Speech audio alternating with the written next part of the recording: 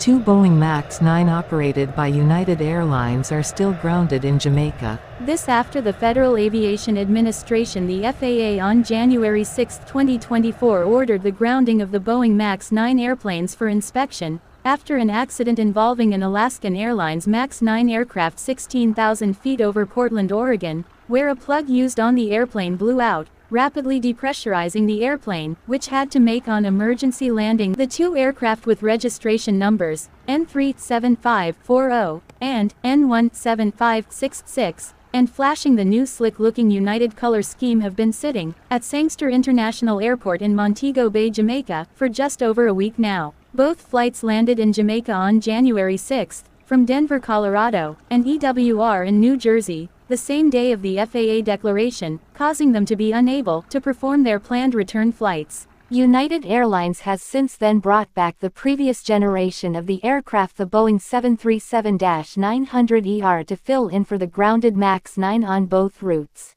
The MAX 9 is easily identified by the chevrons on the back of the engines, which makes the back of the engine looks like the cutting edge of a saw. It also has the appearance of 5 emergency exits on the sides, but truly has 4, as one is the plug that blew out. The plug is located between the 2 emergency exits over the wing and the emergency exit at the tail of the aircraft, and has a full window. The FAA has been very serious about the steps to be taken before the MAX 9 returns to the skies with passengers on board. So who knows when the MAX 9 will fly again? After all, the MAX 8 was grounded for 2 years.